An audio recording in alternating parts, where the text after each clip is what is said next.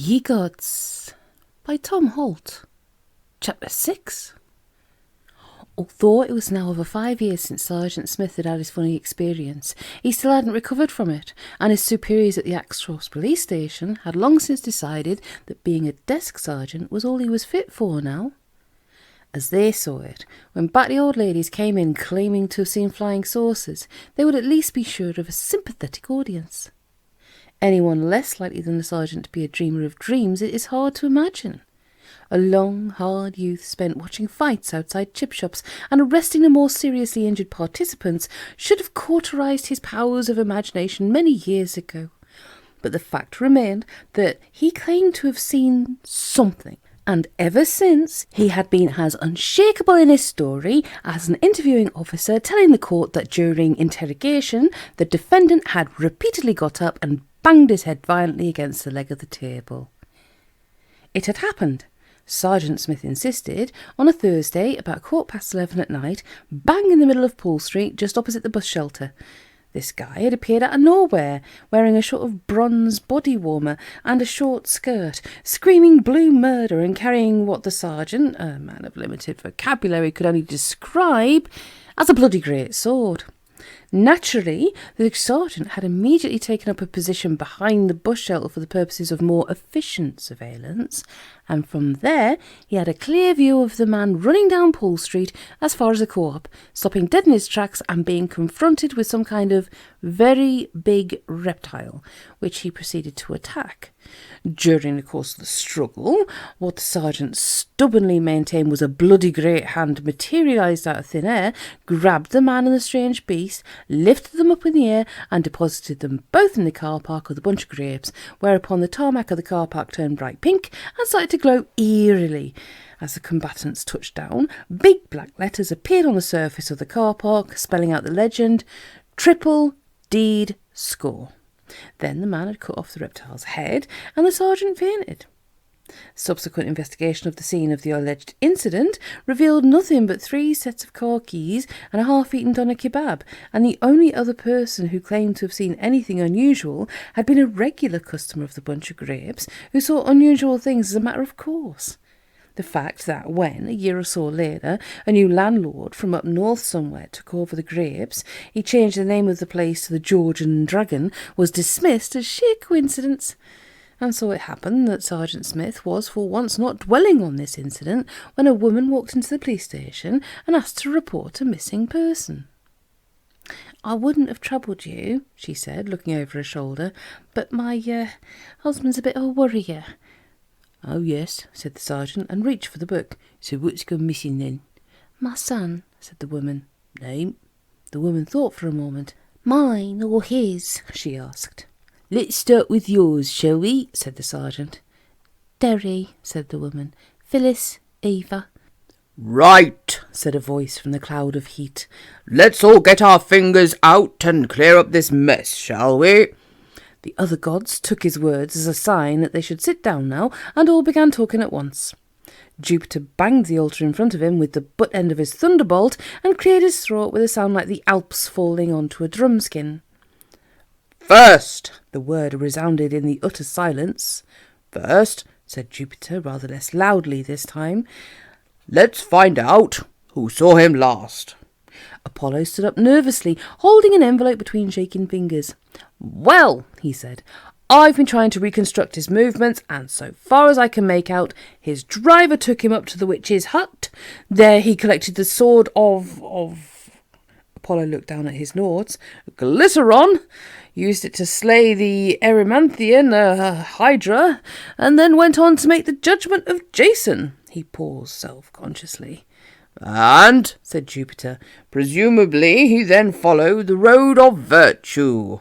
What next?" "Actually," mumbled Apollo, "he didn't." Jupiter frowned, his eyebrows like mating rainforests. "Didn't he?" "Strictly speaking, no," said Apollo, "not as such." "You mean he followed the road of luxury?" Jupiter inquired. The old fool was keeping his temper remarkably well in the circumstances, the other gods felt, but they couldn't help noticing that it started raining quite heavily down below on the earth. This is something to do with this new free will crap everyone's always on about, I suppose. Still... Actually, Apollo interrupted, he followed the road marked diversion. Sorry? Diversion, Apollo whispered. There was a very long silence, so deep that the gods could hear the rain lashing down on Earth, millions of miles away. Good, Demeter said to herself, for the crops. Diversion, said Jupiter quietly. I see. It was my go, you see, Apollo went on, and there was a 10-point killer scorpion left over from the wanderings of Odysseus in a cave just around the corner, and I thought, since he was there, it'd be no trouble if he just... You diverted him.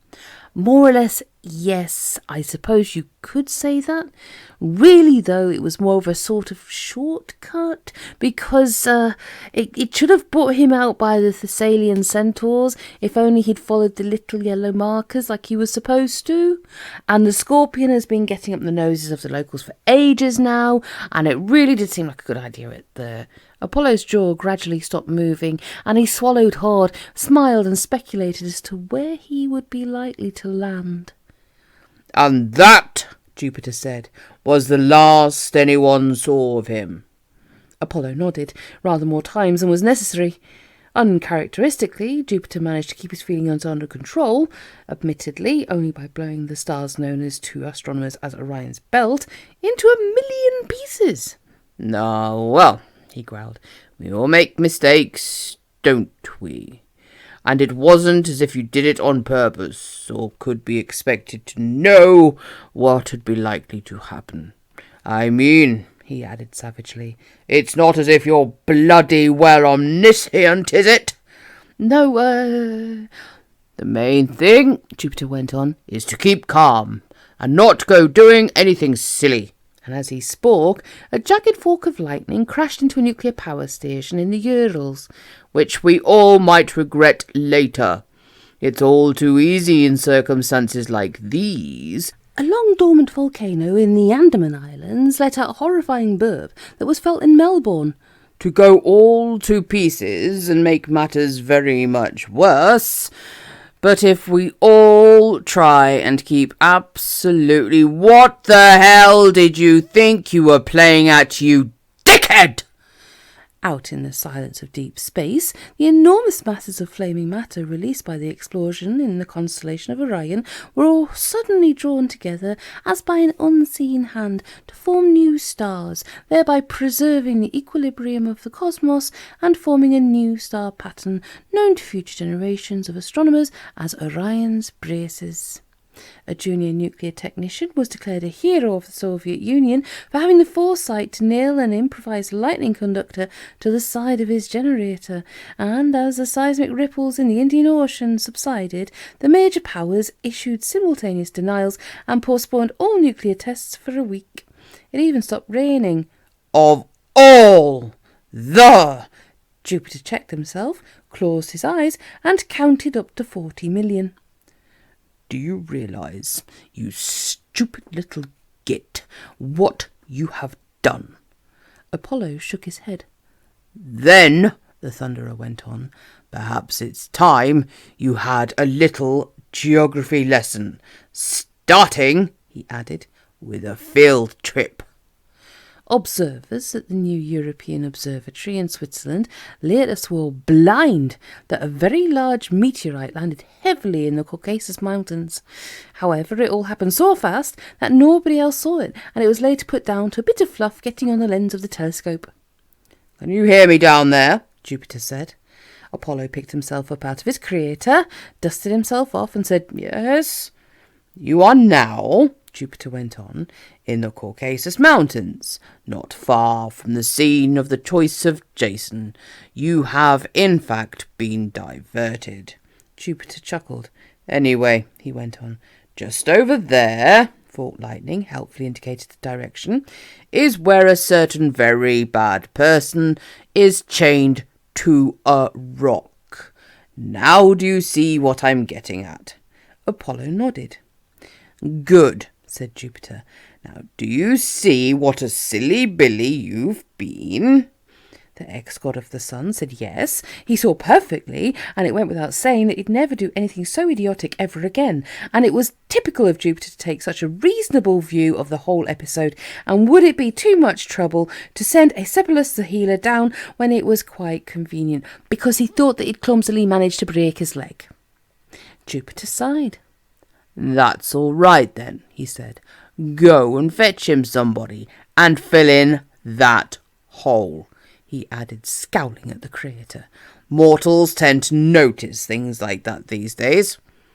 Shortly afterwards, Apollo was restored to the Council of Heaven, smelling strongly of liniment, but otherwise intact. Jupiter moved on to the next stage in the debate. Anyway, he said, where were we? Oh yes, Jason. Well, we now know where he went, but we still don't know where he got to. Mercury! There was a sudden rush of air, and Mercury, messenger of the gods, was standing among them. On his feet were winged sandals. In his left hand the cordicus, which is his badge of office. In his right hand 3 large flat cardboard boxes. Right, he said. A deep pan seafood special, extra tuna, a pepperoni feast with... Oh! There was an awkward silence, broken only by the tapping of Jupiter's jackhammer fingers on the arm of his throne. Now look here, Merc, he said, not unkindly.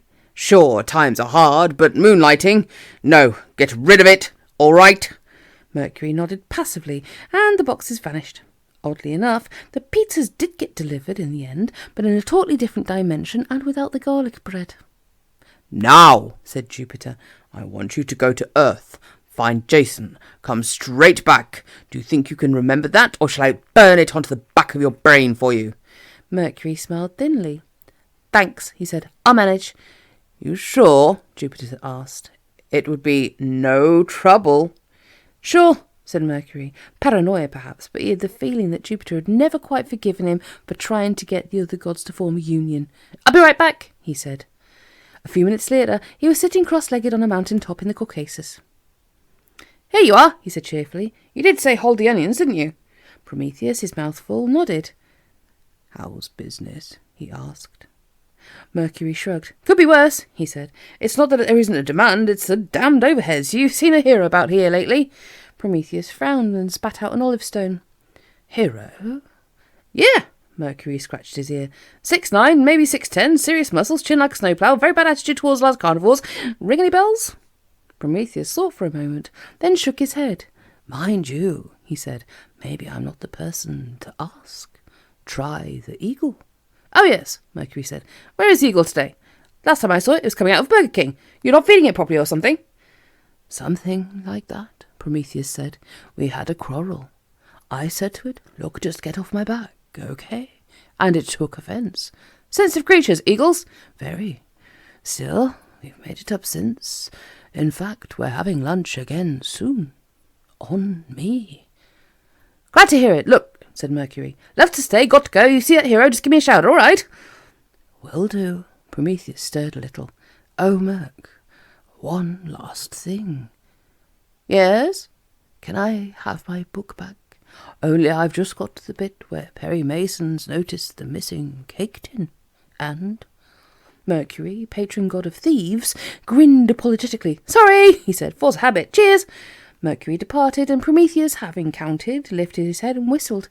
From a cave in the nearest mountain, the eagle emerged. Sometimes, it said, life can be a real bitch, can't it? Prometheus grinned. Forget it, he said. I reckon it's a good sign. We've got them rattled. The eagle raised the area of its head feathers most closely approximating to the human eyebrow. Trouble with rattling gods, it remarked. They tend to get nasty. Might take it out on you, and I've got to watch my diet. The quack keeps saying eat more green vegetables. Last thing I need is having to stuff myself with kidneys as well as... Prometheus wiggled his ears reassuringly. Don't worry, he said. Quite soon they'll have other things on their minds. Believe you me.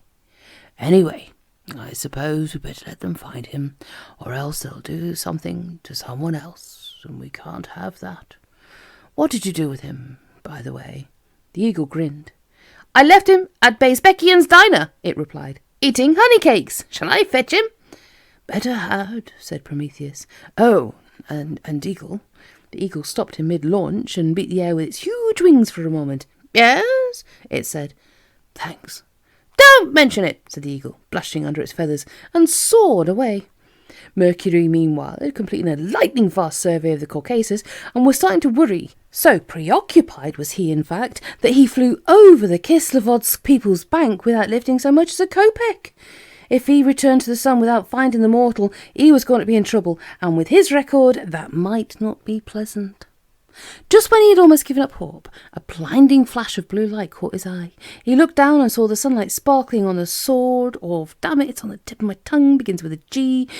He dived. Outside Bezbekian's diner, Jason was pulling his 7th plate of honey cakes towards him and lifting his fork when he became aware of a very old woman leading a donkey across the town's dusty square. He noticed the glitter of gold under the hem of her long black skirt, sighed and put the spoon down. "Over here," he called. Mercury tied the donkey to a tree and hobbled over. "These look good," he said, and ate one. "I see," Jason observed. "You come all the way from the sun to help me eat my dinner. That's service." Mercury scowled. "Leave it all right," he said, through a mouthful of baklava. "Things have been very tense round our way because of you. Very tense indeed. Where have you been anyway?" Jason shrugged. "Here," he said, eating. "You asked the waiter." "But why here?" "I was hungry. I fancied eating Caucasian for a change. You can get bored with pizza." Mercury gave him a look. "Fine," he said. "You're supposed to be out there mutilating centaurs, but instead you're having lunch. That's great, really." "Right," Jason replied dangerously.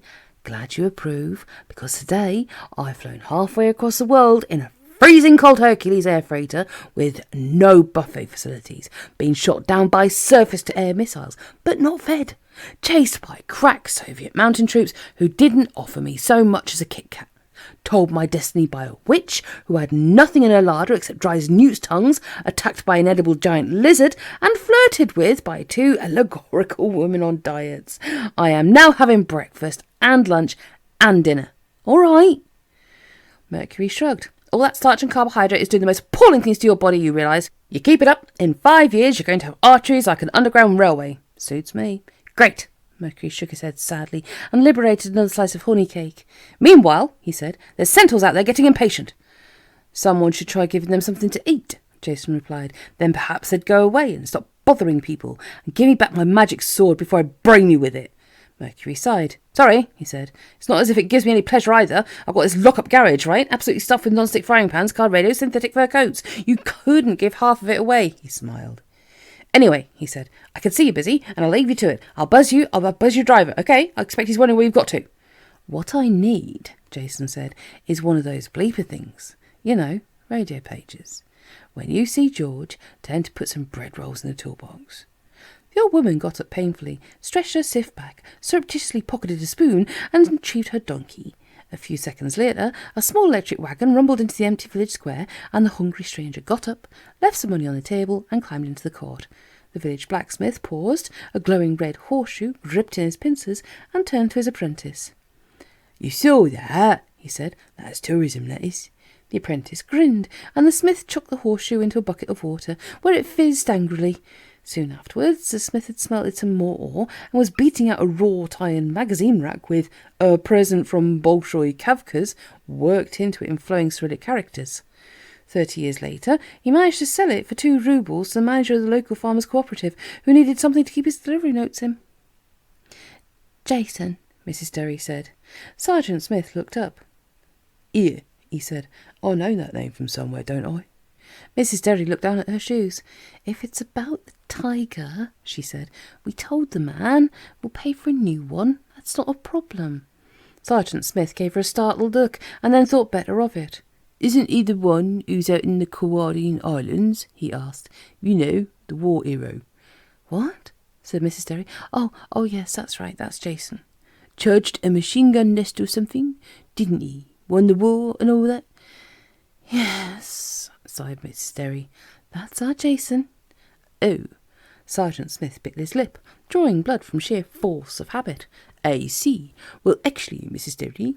"Yes," she said hopefully. "He didn't write, you see. He always writes, and I was worried." The sergeant's face became grave.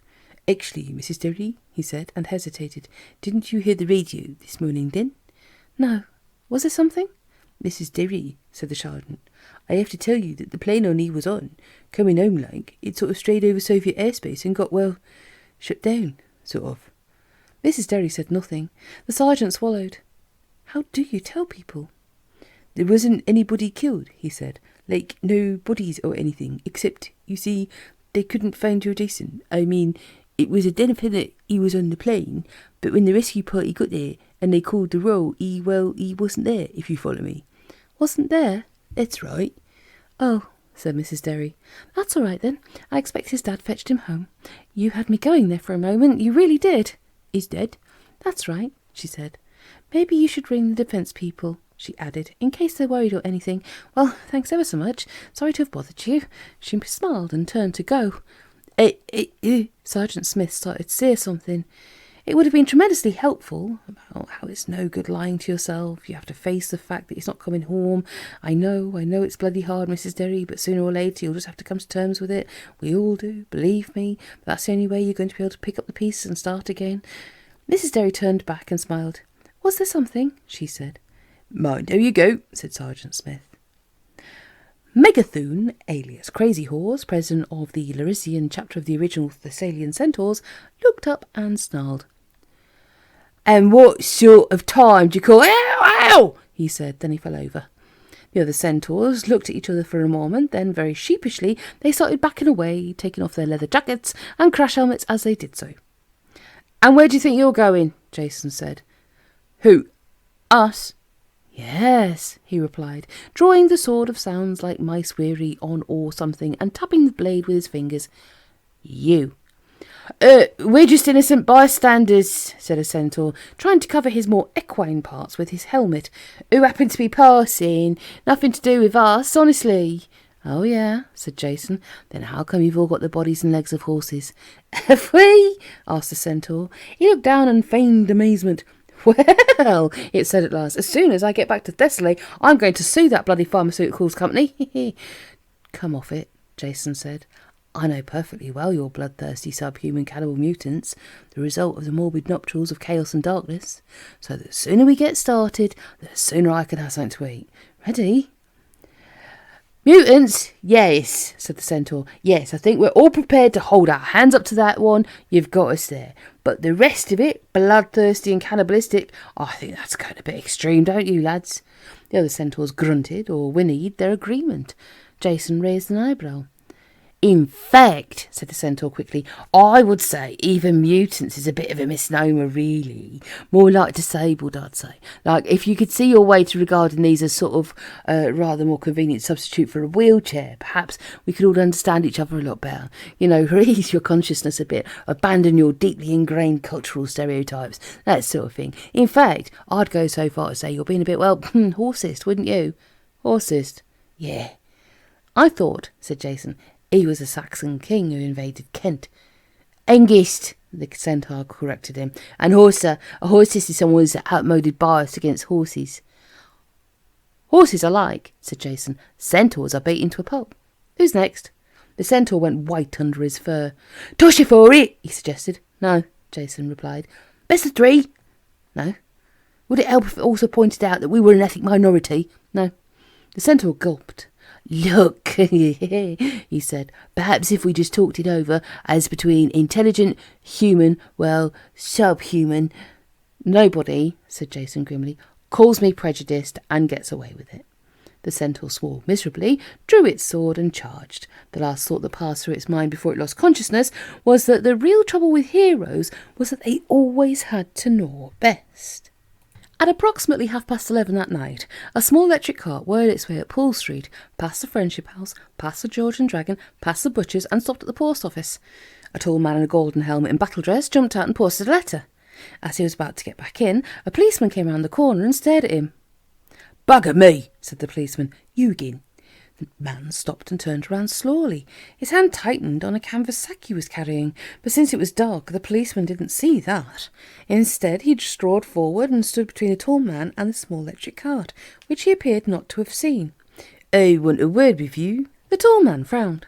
"Can't it wait?" he said. "My mum will be worried, and besides, my dinner'll be getting cold." Never mind about your bloody dinner, son, said the policeman. What about my reputation in the force? What about it? Said the tall man. Look, said the policeman, I don't want none of your lip. You're coming straight down to the station and you're going to tell me what you were doing outside the George and Dragon this time 5 years ago. And don't tell me you were... The policeman's words trailed away into a sort of gibbering murmur, which 3 dots are really inadequate to express. You know what this is, said the tall man. Replied the policeman. This, said the tall man, this is the sword of... Anyway, if you don't take your hand off my sleeve in 5 seconds flat, I'll take it off for you. Got that? The policeman assured him. Thank you, said the tall man. Now, he said, for your information, 5 years ago, I was still at school, and I didn't hang around pubs at 11:30 at night. Got that? Sure? Good. He turned and put one foot in the golf cart. Oh, he said, by the way, in case you're wondering, I'm a figment of your imagination. You've either been drinking or working too hard, and you didn't see me. Clear? Because, the old tall man said, I've had just about enough of everything today, with the definite exception of food, and I really can't be bothered with the likes of you, so I suggest you go home and sleep it off, right? About 5 minutes later, a small group of youths who'd just been thrown out of the George and Dragon for extremely antisocial behaviour happened to trip over a recumbent police sergeant in the middle of Pool Street. Having tripped over him a few more times than just for luck, they assisted him to his feet and inquired as to his health. They also stole his radio and his handcuffs, but the labourer is worthy of his hire. Vain, said the policeman, wiping the blood absently from his chin. Aim vain, really. Now you go on home before I... What's up, Smithy? Asked one of the youths. You been seeing things again or something? The police sergeant shook his head vigorously. I ain't seen nothing, he said. I just walked into a lamp-post. That's all. Jason Derry opened the front door, waved good-night to his driver and walked in. Hi, Mum, Dad, he called. I'm home. That you, Jason? Came his mother's voice from the kitchen. Yeah, Jason replied. Anything to eat? I'm starving. There's some sandwiches, Mrs. Derry replied. And, Jason? Yes, Mum? You haven't, got anything with you? Anything that needs burying, or... Jason quietly opened the door of the cupboard under the stairs and hid the sword of Glycerion behind the ironing board. Of course not, he said. The kitchen door opened. Your dad's out, she said. How was the war? Ha, said Jason. We won. That's nice, dear. Jason remembered something. Sorry I forgot to write, he said. You weren't worried, were you? Of course not, dear, said Mrs. Derry, looking away. Why should I be worried when your other dad, said he'd keep an eye on you? Him, Jason said contemptuously. Jason, replied his mother, how many times have I told you not to speak disrespectfully of your father? You really... Jason scowled. Sorry, he said. Forget it, all right? I've had a hard day. What's in the sandwiches? His mother noticed a slight cut on the knuckles of his right hand. You've been fighting, she said. That's right, Jason replied. You remember, the war, all that stuff. Is it? Yes, dear, said Mrs. Derry. You're going to have a bath before you go to bed? In the morning, Jason said, yawning. Right now. Mrs. Derry gave him a meaningful look and said, Sharon rang. Jason yawned again. Oh, yeah, he replied, and yawned again, this time artificially. Twice. Wouldn't want her phone bill then, said Jason. Any Coke in the fridge? Yes, sighed Mrs. Derry. I think so.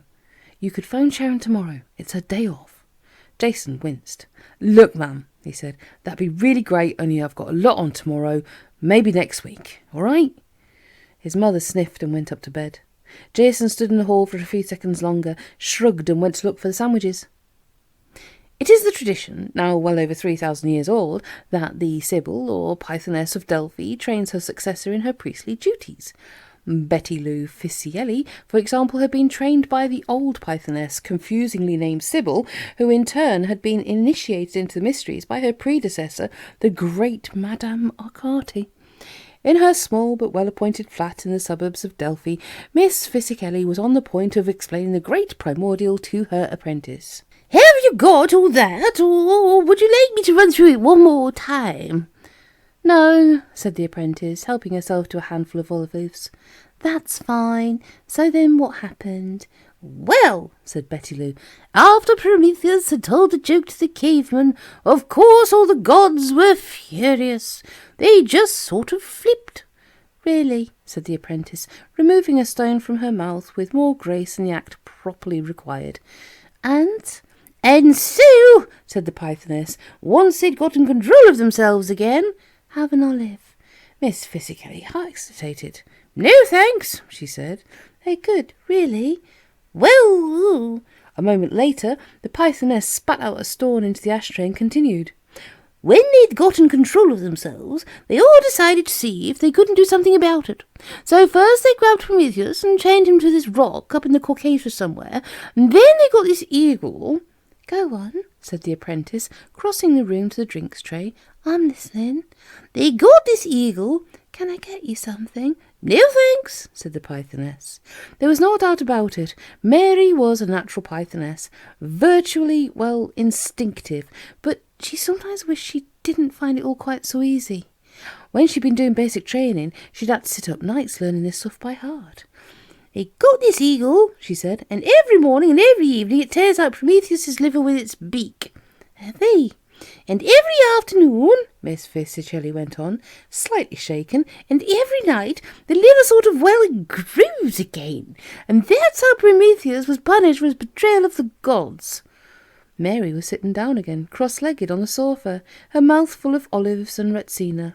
Haven't you missed something? She said. Have I? About the unbinding, Mary said. You know how one day... Oh, yes, the Pythoness said.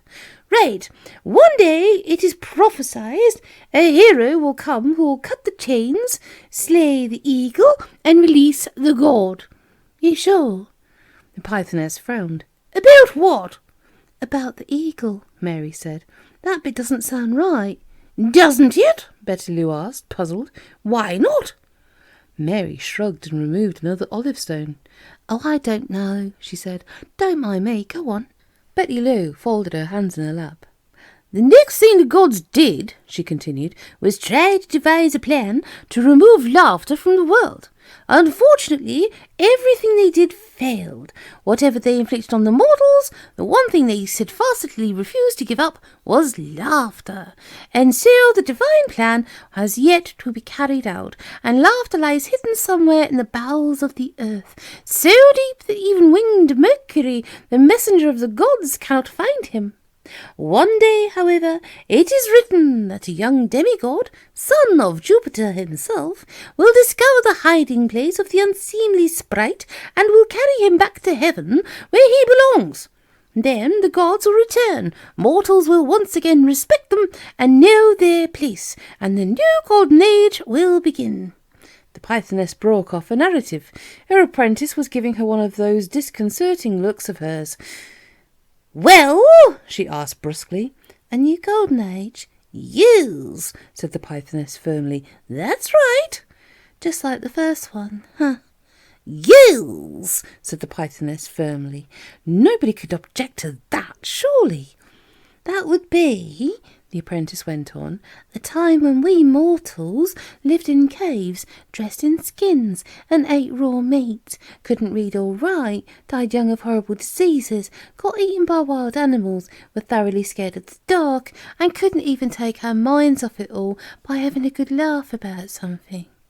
Yes, said the Pythoness, and that was the golden age. Yes. Fine, said the apprentice. I see. Sorry, you were saying. Yes, said Miss Fizzicaly. Well, I think that's about enough for one evening, don't you? Anyhow, it's getting late and I've got essays to mark and... Okay, Mary said, uncurling herself enchantingly from the sofa. Thanks a lot. See you tomorrow at the seminar. Yes, indeed, said the Pythoness absently. Early classical epigraphy, wasn't it? The use of computers in modern archaeology, Mary corrected her.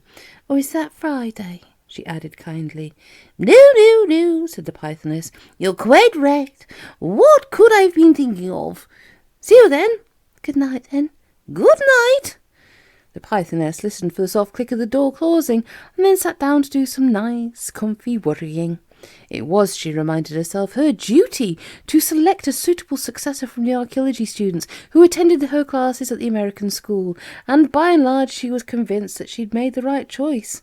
Such aptitude, such intuition, such ability to learn. Greek even on her mother's side, though her father was a nicely prosaic mining engineer from Pennsylvania.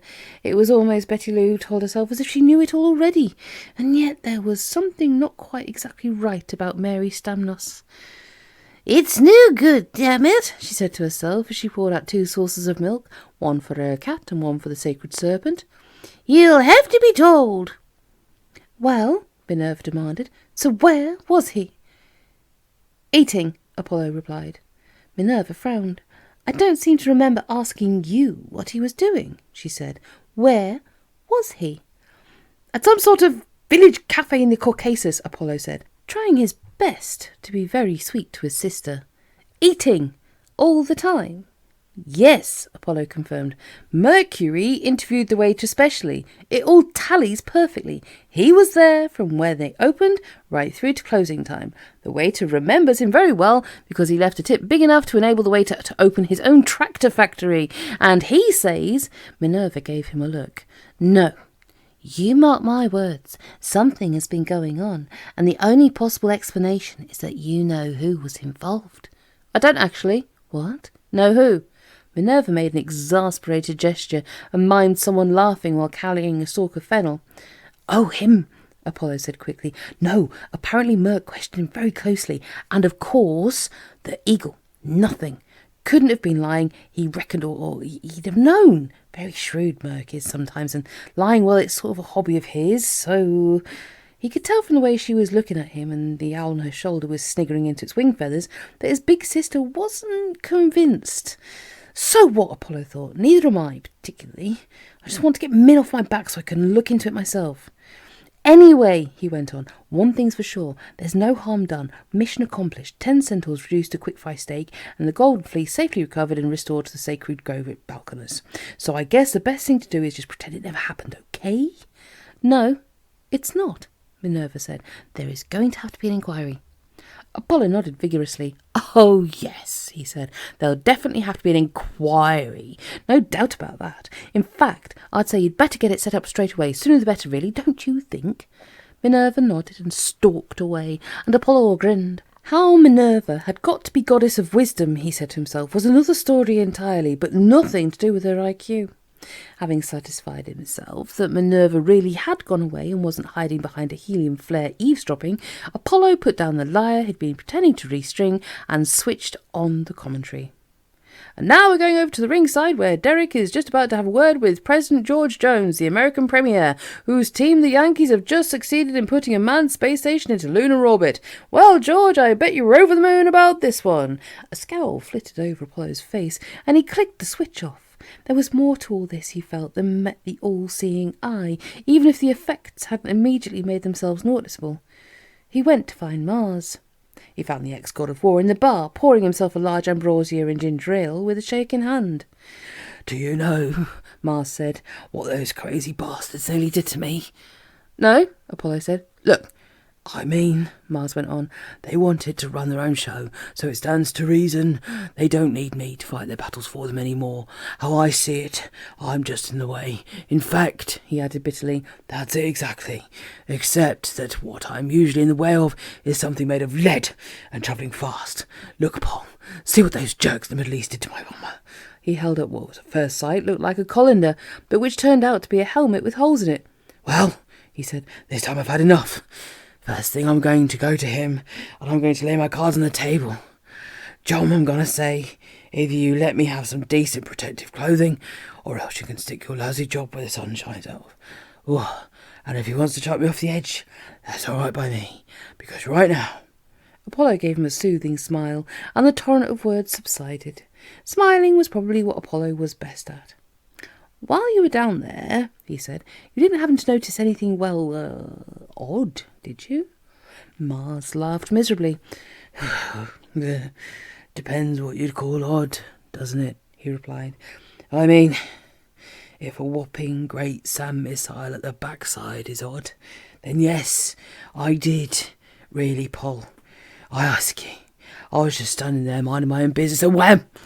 Be honest with me, chum. Do I look like a bloody tank? Possibly, Apollo said. Maybe they were just nervous or bad shots, but apart from that, did you see anything which sort of, caught your eye? Out of the ordinary. Anything like that? Mars poured himself another drink, a lot of which ended up on the bar top. Out of the ordinary? That's it. Let's see, Mars said. The Sri Lankans beating up on the Tamils, the Ethiopians stomping on the Eritreans, the Chinese swapping missiles with the Vietnamese, the Irish shooting up the British shooting up the Argentines, the Americans dropping bombs on the Libyans setting off bombs at everyone else. No, I can't say I did. Right, Apollo said. Fine. Only while you were out, you see, we lost a hero.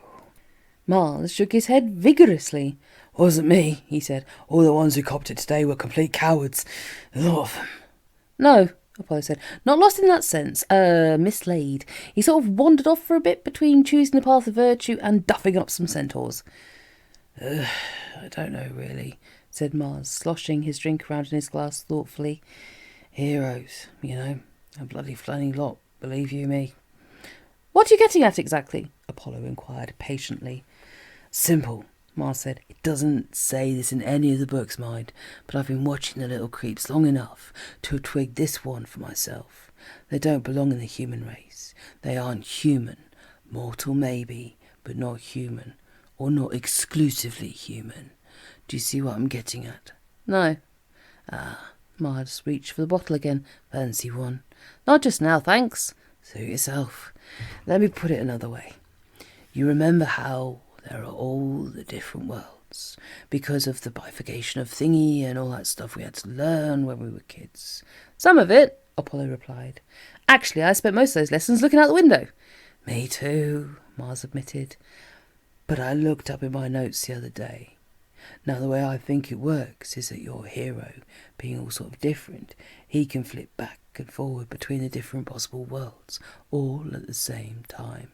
Like, suppose there's a choice. As might be, said Apollo, between conspiring with Prometheus and sitting under a tree eating shish kebabs. Exactly, said Mars.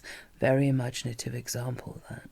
Suppose there's a choice between your two courses of action, right? Your ordinary mortal makes the choice and he splits off into two different mortals on two different worlds. One does the conspiring, one has the kebabs. All clear so far? Give or take a bit, yes. Well, said Mars, wiping a drip off the rim of his glass and licking his finger, where I think heroes are different because of some sort of basic intrinsic weirdness in their molecular structure or some such crap, is that they can come up against one of these choices by what's-its, and there's a sort of third choice that suddenly opens up for them out of nowhere, just for them, specially. Means they can have their cake and eat it, if you like. No, that's not exactly what I mean. What I mean is, if they've got it, then sometimes because they're heroes and not ordinary, they get the option of having the donut instead. Do you see what I mean, or have I lost you completely? Vaguely, said Apollo, thinking more of the road-marked diversion. But that's impossible, surely. Let's leave what's possible and what's not possible out of it, shall we? Said Mars. Walls have ears and all that. All I'm saying is that heroes are, well, I think jammy bastards puts it quite nicely, don't you? Possibly, Apollo replied. So what you're saying is, if a hero had a choice between fighting some centaurs and having lunch, he might find himself doing neither. He might sort of wander off into another dimension, or, Dimension's the wrong word, Mars interrupted firmly. That's all strictly theology fiction, not theology fact.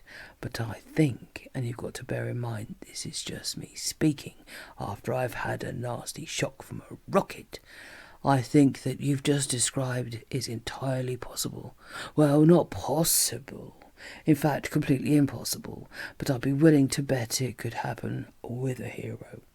He drained his glass, wiped his mouth on his sleeve, and stood up. Who knows, he said. Come to that, who really cares anyway? Who needs to understand the perishes when you can outlive them? That's what I always say. Apollo laughed politely. "Ha! Very true," he said. "Still, if you could keep your eyes open for me—" "That depends," said Mars, "on what's visible through them at the time."